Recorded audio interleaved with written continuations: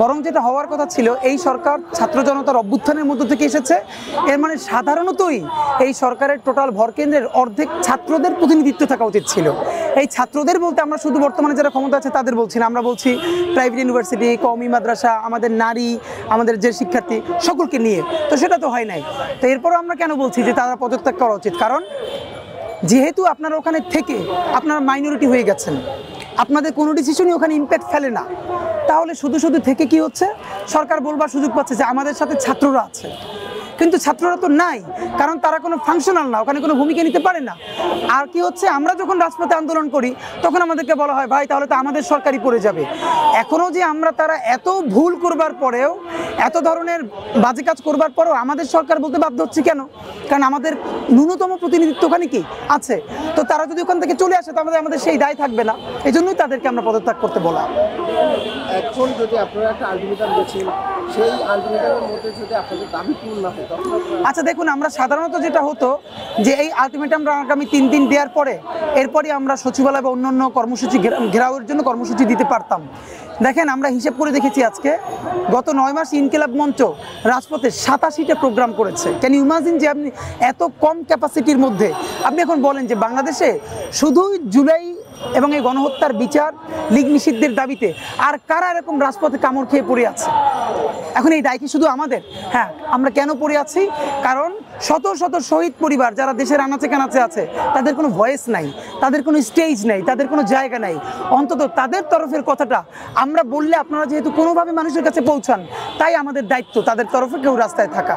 তো এই জন্য আমাদের ব্যাপার হলো, আমরা চাচ্ছি এইরকম প্রতিদিন মানুষকে ডাকা যায় না। সেদিনকে শহীদ সমাবেশ করেছি, আপনারা জানেন বিভিন্ন শহীদ পরিবার ঢাকার বাহির থেকে এসেছে, আসা যাওয়ার খরচ আছে, আমরা সেটা দিতে পারি না, তারা সবাই অসহায়। এরকম বারবার ডেকে মানুষের টাকা খরচ করে এরকম হয় না। সুতরাং আমরা চেষ্টা করছি আমরা একটা ফাইনাল ড্রাইভ দিব। তারপরে যারা আমাদেরকে বলতে না পারে যে তোমরা আমাদেরকে বলো নাই, সহযোগিতা করো নাই, আমরাও তো সরকারে আছি, চেষ্টা করছি, এটা আমরা বারবার, আমরা চুপ্পুকে পদত্যাগ করাতে গেছি, আমাদের ছাত্র উপদেষ্টা ভাইয়েরা বলেছে যে ভাই আমরা তো সরকারে আছি, চাপে পড়ে যাব। আরও অন্য কাজে গেছি, বলেছে আমরা তো সরকারে আছি, চাপে পড়ে যাব।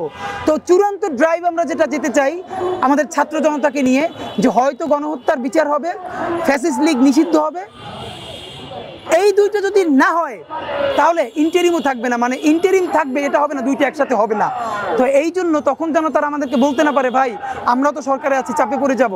এই জন্যই আমরা তাদের বিরুদ্ধে বলা, তাদেরকে নামতে বলা, এবং আমি একটু লম্বা সময় নিচ্ছি গুছিয়ে ওঠার জন্য, প্রস্তুতি নেওয়ার জন্য, যাতে আমরা একটা চূড়ান্ত মুভ করতে পারি। শেষ প্রশ্ন, আসলে 10 মাস পেরিয়ে গেল, এখানে আসলে ইন্টারিম আসলে জুলাই নিয়ে আসলে কোনো অ্যাক্টিভিটিস যেটা দেখা যায় না, যেটা সামনে নিয়ে আসার মতো, এটা আসলে কারণটা কি? দেখেন, এই সরকারের যে কেউরে আপনি যদি যে কোনো মানুষকে জিজ্ঞেস করেন যে এই সরকারের প্রধান কর্তব্য কী বা কাজ কী, রেসপন্সিবিলিটি কী, এই জন্য কারো পিএইচডি করা লাগবে না। যে কোনো সুস্থ মানুষ যে জুলাই গণহত্যা দেখেছে সে বলবে গণহত্যার বিচার। এরপরে এই গণহত্যা, সিরিজ গণহত্যা করেছে লীগ, নিষিদ্ধ। আপনি দেখেন মৌলিক সংস্কারটা কি, তারা বলছে সংস্কার, মৌলিক সংস্কারটাই তো হলো বিচার সবার আগে, তারপরে লীগ নিষিদ্ধ। এরপরে আপনি আরও বেসিক কিছু সংস্কার যেটুকুন পারেন করবেন।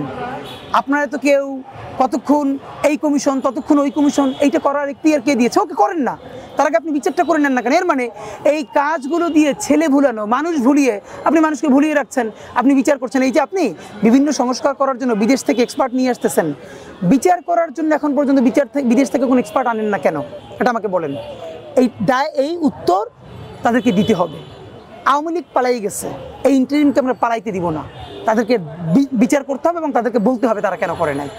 একটু এখানে একটু সম্পর্ক করছেন, আওয়ামী লীগ বিভিন্ন ইস্যু আসলে দেখা যাচ্ছে একটা ইস্যুকে ধামা দেওয়ার জন্য আরেকটা ইস্যু ক্রিয়েট করতে, এখানে কি আসলে সেরকম হচ্ছে নাকি? আসলে সংস্কারের নামে একটার পর একটা সংস্কার, না, সেটা তো আমরা সন্দেহের চোখে দেখছি।